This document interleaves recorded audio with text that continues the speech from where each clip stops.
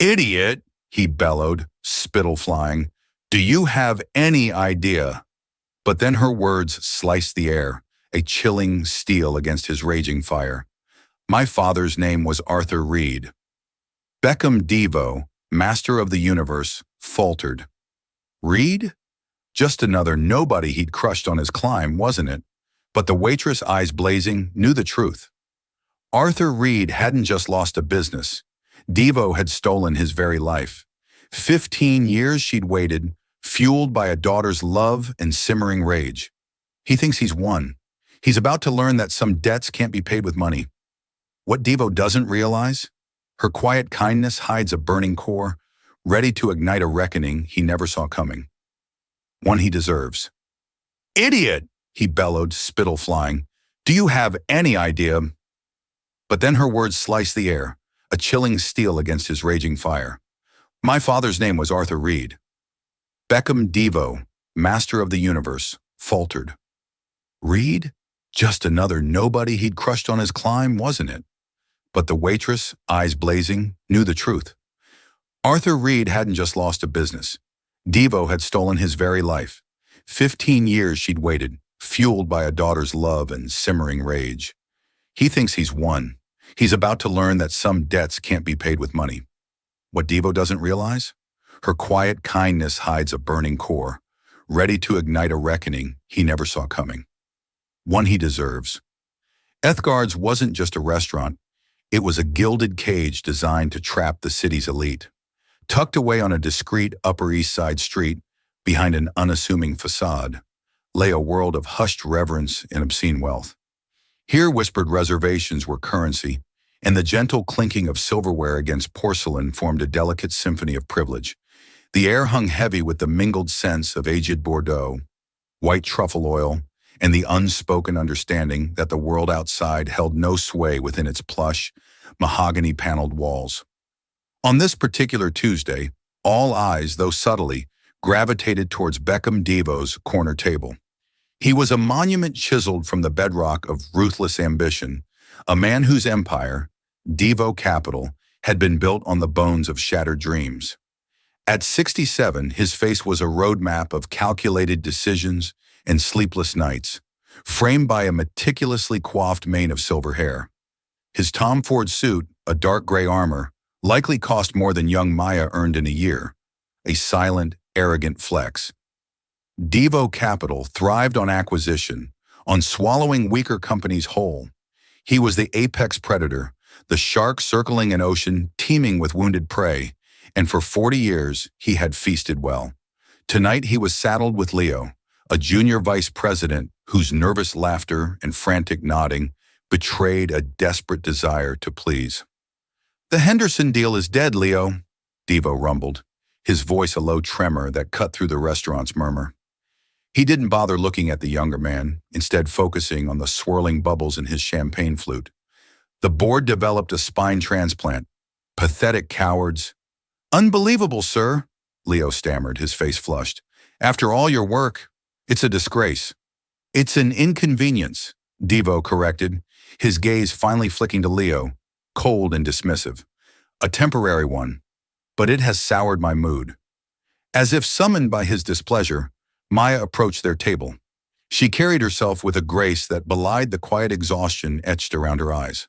Her uniform, though impeccably starched, couldn't hide the underlying strength that set her apart.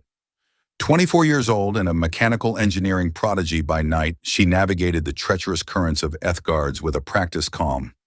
Is everything to your satisfaction, Mr. Devo? She asked, her voice smooth and professional. Devo dismissed her with a wave of his hand, a gesture that reeked of contempt. You are scenery, and the scenery is obstructing my view. Maya's eyes flashed with an unreadable emotion before she regained her composure. She reached for the bottle of Sancerre, nestled in its silver ice bucket. More wine, sir. As she leaned forward, Leo, eager to prove his worth, gesticulated wildly while droning on about market volatility. His elbow slammed into Maya's forearm. The heavy bottle teetered, then toppled. A deluge of chilled white wine cascaded across the pristine white tablecloth, staining the sleeve of Devo's bespoke jacket. Silence descended. Leo's face paled to chalk. Maya's hand, still clutching the bottle, trembled almost imperceptibly. Beckham Devo stared at the spreading stain on his sleeve. 5 seconds ticked by, each one an eternity. The air around the table turned glacial. Then slowly, deliberately, he lifted his head. His eyes, like chips of granite, locked onto Maya. "You clumsy little fool," he began, his voice dangerously low. The entire restaurant seemed to hold its breath. Diners paused, forks suspended midair. "Do you have any idea what the suit costs?" He continued, his voice rising with each word, a crescendo of pure, unadulterated rage. "Of course you don't. This suit costs more than you make in 6 months. This meal costs more than your rent." Maya stood frozen, the bottle still clutched in her hand. Her face was pale, but her eyes remained fixed on his. She refused to flinch. I am so sorry, sir. It was an accident," she said, her voice tight. "And?" Devo scoffed, pushing himself to his feet. He loomed over her, using his height as a weapon of intimidation. "Incompetence is not an accident. It's a character flaw. People like you drift through life with no ambition, no care, spilling things, making messes for other people to clean up. You are a drain on the system." Leo seemed to shrink into his chair. The maitre d', a polished man named Mr. Dubois, rushed forward, his face a mask of carefully cultivated professional panic. "Mr. Devo, please. The restaurant will, of course, handle the dry cleaning, any and all expenses." Devo brushed him aside with a furious wave, never breaking eye contact with Maya. "I don't want your money. I want competence. I want people to do the one simple job they are assigned. Is that too much to ask? Or is the entire world populated by useless, clumsy children?" He was shouting now, his voice echoing through Ethgard's. Every eye was on them. The humiliation hung in the air, thick and suffocating. He wanted her to break, to cry, to beg. It was a blatant display of power, a primal assertion of his dominance. But Maya simply watched him, her expression hardening from shock to something else, something cold and ancient. She took a slow, deliberate breath, and the tremor in her hand vanished. She placed the wine bottle carefully back on the table. The silence that followed crackled with barely suppressed energy. "We leveraged his debt. We filed 3 patent injunctions we knew wouldn't hold up just to bleed him on legal fees. You publicly called his life's work a hobbyist's fantasy." Beckham flinched, the memory of his own cruel words echoing back to him. "He lost his house." Philip continued, his voice flat, devoid of judgment. His wife, Helen, had to take a job as a seamstress. Arthur fell into a deep depression. 3 months after the bankruptcy was finalized, he drove his car to a secluded park and Philip didn't need to finish the sentence. "The police report is in the file." He left a note. It mentioned the company, the failure. It mentioned you by name. Beckham sank into his leather chair, the air leaving his lungs in a rush. It was all true. The girl hadn't been exaggerating. She had delivered a cold, hard fact. "The family," Beckham whispered. "What about them?" "The wife, Helen, passed away from cancer 5 years ago," Philip said, his voice softening slightly. "Probably couldn't afford the best care. She left behind one daughter, Maya Reed, 24 years old, currently a scholarship student in mechanical engineering at Columbia University. Until 2 nights ago, she was working as a waitress at Ethgard's to cover her living expenses. She has no other family." The room was silent, save for the hum of the city far below. Beckham Devo, a man who commanded legions and controlled billions, was confronted with the devastatingly simple ledger of one family's ruin. A brilliant man dead, a grieving woman worked to an early grave, an orphan forced to serve wine to her father's destroyer to fund her education. "What do we do, Philip?" Beckham asked, his voice sounding old and fragile. It was the first time in 30 years he had asked that question without already knowing the answer. "That depends," Philip replied. "What do you want to do? I can make this go away. We can prepare a statement to paint her as a disgruntled, unstable employee. We can leak a story about her being fired for theft. We can bury her." He let the ugly words hang in the air, or he continued, his tone shifting. "We could try something else." Before Beckham could respond, his private line buzzed. It was his head of per woman with a notoriously unshakable demeanor. Today she sounded frantic. "Beckham, you need to see this. It just posted. The New York Sentinel." Beckham's blood ran cold. He clicked open his web browser. The headline was sput across the screen in bold, damning letters. "The ghost of Ethel Guards did Billionaire." Beckham Devoe's ambition drive an inventor to his death. Below it was a picture of him looking arrogant and powerful next to a smaller, older photo of a smiling, hopeful Arthur Reed. The article written by Genevieve O'Connell was a masterpiece of investigative journalism. It laid out the entire story, connecting the dots from the ruthless takeover of Reed Innovations to Arthur's tragic suicide, culminating in the explosive confrontation at the restaurant. Genevieve had quotes from anonymous former employees of Reed Innovations describing Deo's brutal tactics. She even had a short, poignant quote from Maya Reed herself. "My father believed his work could help people." Mia was quoted as saying, "Mr. Devo saw it only as an asset to be stripped and buried. He didn't just bankrupt a company, he destroyed a good man. I've spent my life living with the consequences of that." The story was going viral. It was on social media being picked up by news aggregators that Devo's ghost was trending. Devo Capital stock ticker visible on a screen across his office was suddenly flashing red, ticking downward with alarming speed. The world he had so meticulously controlled was shattering, all because of one waitress and one journalist who had dared to speak the truth. His first instinct, the one honed by a lifetime of combat, was to fight, to crush them. He looked at Philip, his eyes blazing. "Get our legal team. We sue the Sentinel for Lille. We sue the girl." "We on what grounds, Beckham?" Philip interrupted calmly. "Is the story untrue?" "You know it isn't. A lawsuit would mean discovery. It would mean depositions. It would mean putting Maya Reed on a witness stand to tell the entire world under oath what you did to her father. Is that a fight you want to have?" Beckham stared at his old friend, the fury draining out of him replaced by a profound sense of dread. He was cornered.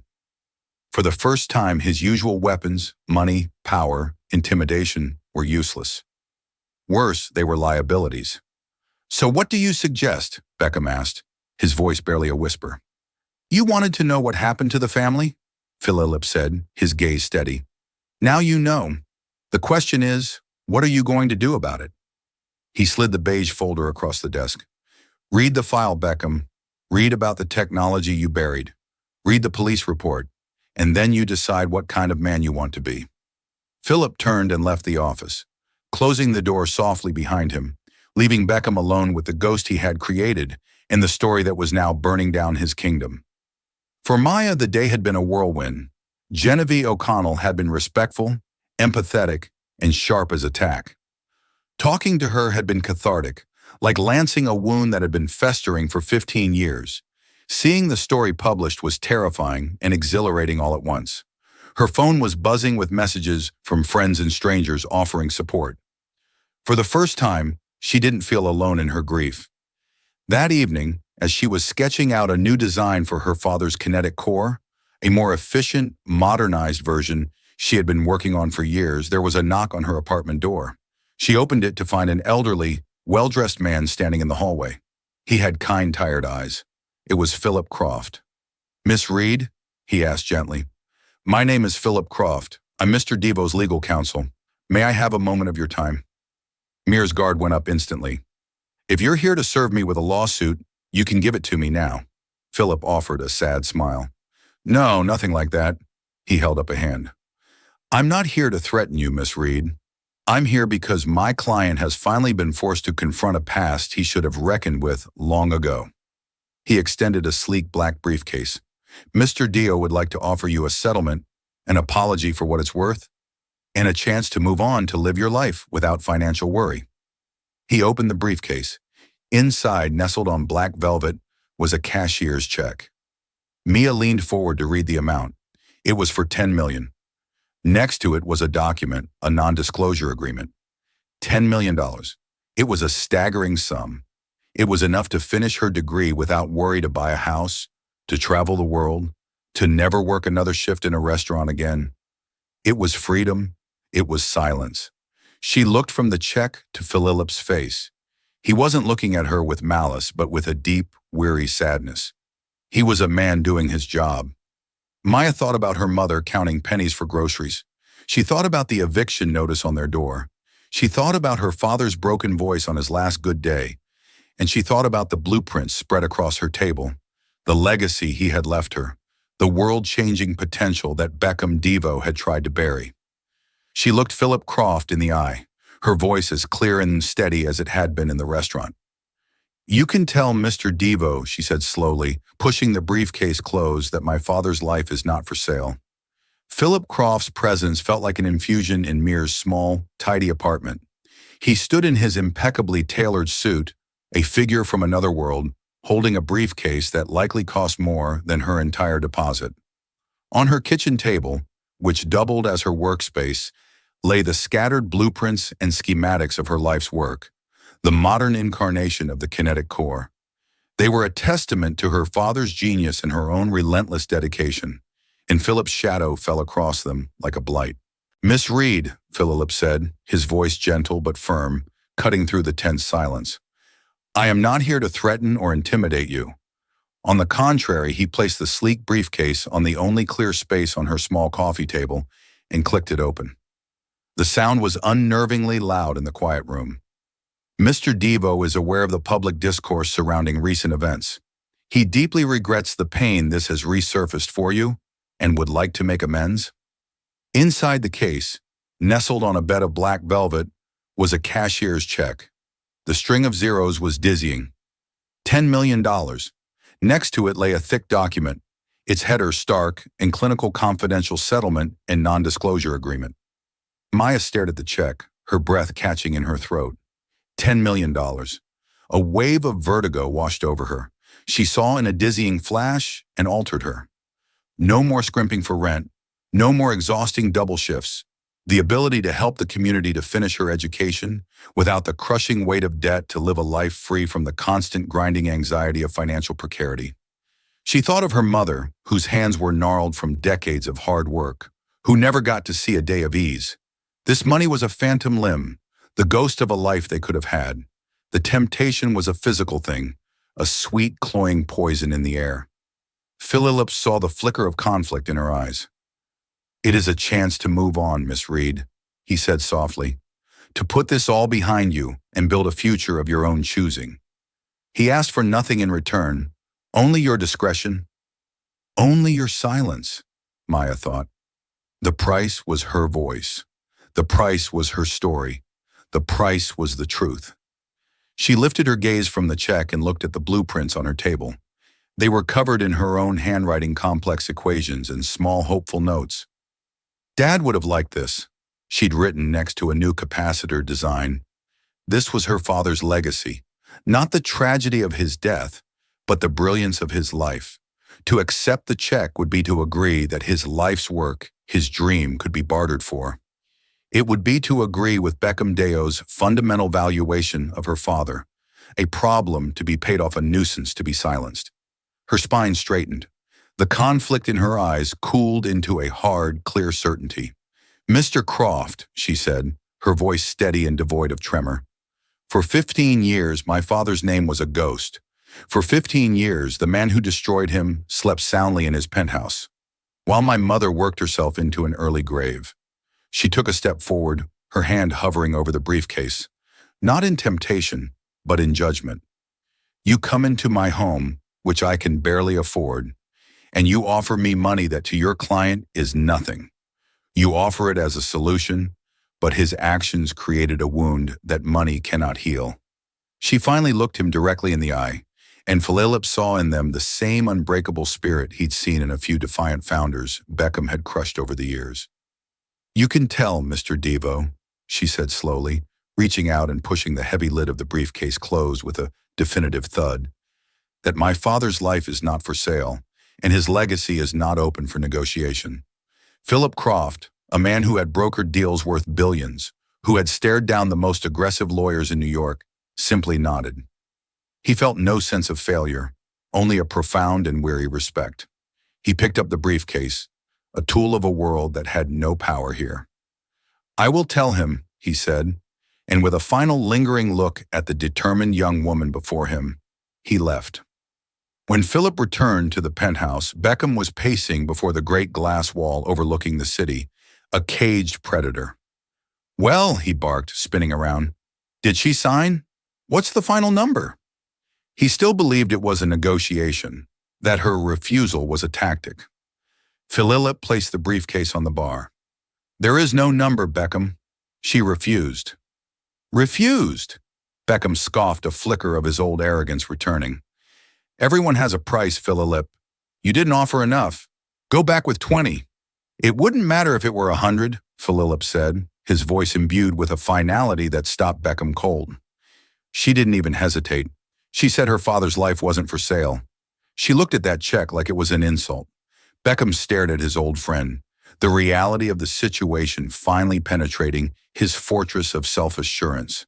His ultimate weapon, the sheer brute force of his wealth, had failed. It was like firing a cannon at a ghost. The world had ceased to operate by the rules he had written. A profound sense of impotence washed over him, leaving him feeling hollowed out and terrifyingly old. "Then what now?" he asked the question, hanging in the sterile air of the penthouse. "Now," Philip said, gesturing to the thin beige folder still lying on the desk. "You might finally want to read that. You wanted to know what happened. The story isn't in the stock tickers or the news articles. It's in there."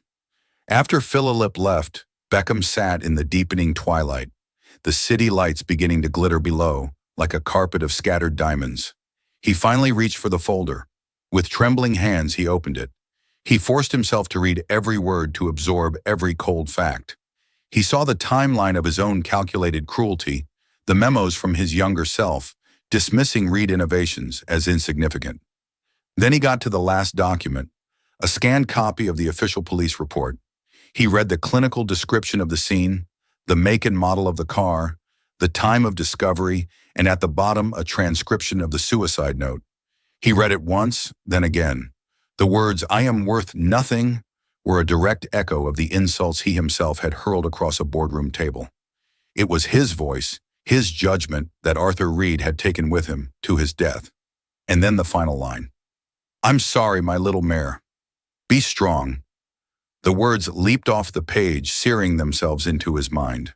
"My little Maya." He saw the waitress, her face pale, but her eyes blazing with a fire that had been stoked for 15 years. He saw her standing in the opulent restaurant, a lone warrior against his gilded world. And behind her, he imagined a 9-year-old girl being told her father was never coming home. He dropped the paper as if it were burning his hand. A choked, ragged sob escaped his lips, a sound he hadn't made since he was a boy.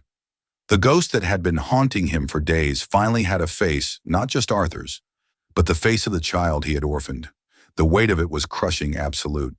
He had not just bankrupted a man, he had shattered a world. He stood up, his movement stiff, and walked to the phone, his mind clear for the first time in days. He knew what he had to do. There was no PR strategy, no legal maneuver that could fix this. There was only the truth and a single terrifying necessary act.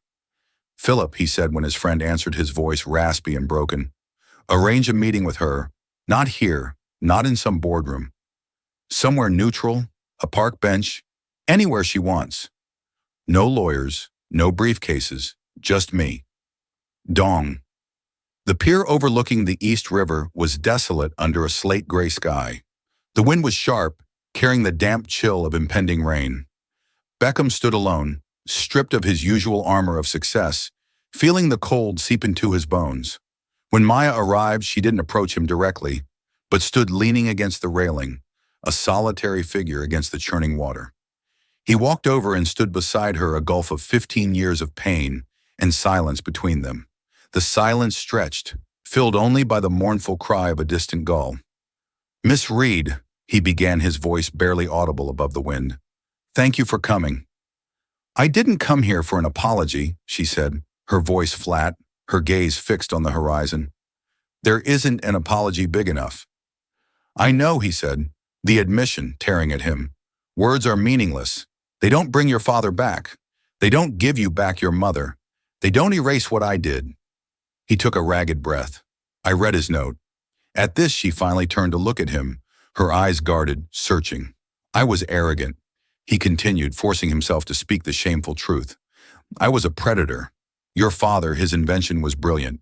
I knew it was, and that's why I destroyed it. It was a threat to an order that was making me rich. It was cheaper to bury a good man's dream than to change my portfolio.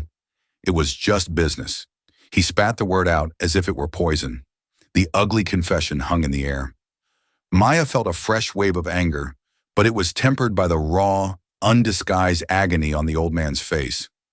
It wasn't just a dream or a business, she said, her voice tight with the unshed tears of a lifetime. It was him. It was his hope. You took his hope, and it killed him. She finally unleashed the question that had burned within her for years. And for what? So you could have another floor on your building, another zero in your bank account. Yes, he whispered, unable to meet her gaze. That's exactly why, and it is the great moral rot of my life. Maya turned back to the river, a bitter sense of victory mingling with her grief. He had admitted it. The monster had confessed, but it felt hollow. It doesn't matter now, she said. You didn't bury it deep enough. She looked at him, and for the first time, he saw not just anger, but a spark of defiant creation. I've spent the last 6 years of my life rebuilding it from his old notes, from my own designs. I'm an engineer, Mr. Devo, just like he was, and I've made it better, lighter, more efficient, cheaper to produce. I have a working prototype in my apartment right now. Beckham stared at her, the full magnitude of his actions crashing down on him in a new and startling way. He hadn't just destroyed a man, he had suppressed a revolution, and Arthur Reed's daughter had just resurrected it. This wasn't an ending, it was a beginning, a path opened before him. Not to forgiveness he knew that was lost to him forever, but to a meaningful penance. Then let me help you, he said the words, coming out in a rush, desperate and sincere. Maya recoiled as if struck. Help me. You want to put your name on my father's work after you destroyed him? No, he said emphatically, shaking his head. My name would be nowhere near it. This isn't a takeover, this is restitution. Devo Capital has the infrastructure, the global supply chains, the capital to bring the kinetic core to the world. Let me fund it, all of it. We will establish a new company. You will be the CEO. You will have absolute control. We will call it Reed Industries after your father. Her suspicion was a palpable wall between them. Why? Why would you do that? Beckham Devo, the titan, the shark, looked at the determined face of Arthur Reed's daughter. He finally understood that his wealth was not a source of power, but a tool. It could be used for destruction, or it could be used to build. Because your father, he said, his voice cracking with the weight of his regret, wrote in his last letter that he just wanted to build something that mattered. I have spent my entire life building an empire of things that don't. Perhaps it's time I helped build something that does. Chunk epilogue. 3 years later, the world was abuzz with news of Reed Industries. Their flagship product, the Reed Core, was being hailed as a landmark in green energy. Cities were signing contracts to embed the technology in sidewalks and subway platforms. Architectural firms were designing skyscrapers that were almost entirely self-powering. Maya Reed, the brilliant young CEO, was on the cover of Wired and Forbes, celebrated as a visionary. The company was a unique entity. Its majority shareholder was a charitable trust established in the name of Arthur Reed, which funded STEM scholarships for underprivileged students. The board's chairman was a quiet, silver-haired man who rarely spoke at meetings, but provided shrewd guidance and opened doors that would have otherwise remained sealed.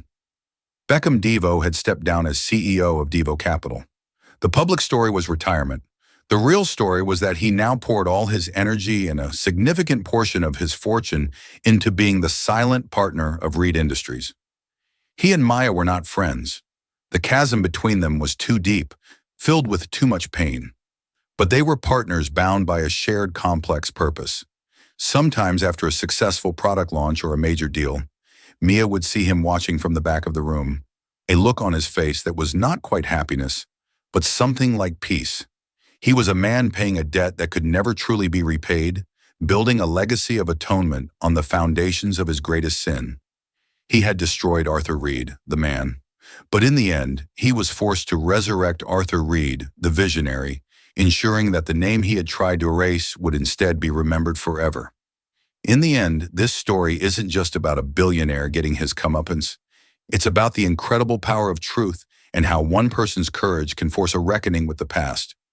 Maya Reed didn't just want revenge, she wanted restoration. She fought not only for her father's memory, but for his dream. And in doing so, she forced a man who had only ever known how to learn how to build something for the good of others. It's a powerful reminder that our actions have echoes, and a person's true legacy isn't the wealth they accumulate, but the impact they leave behind. What did you think of Mir's incredible strength? Do you believe someone like Beckham can truly find redemption? Let me know your thoughts in the comments below. If this story moved you, please hit that like button, share it with someone who needs to hear it, and make sure you subscribe to the channel for more true stories that matter. Thank you for listening.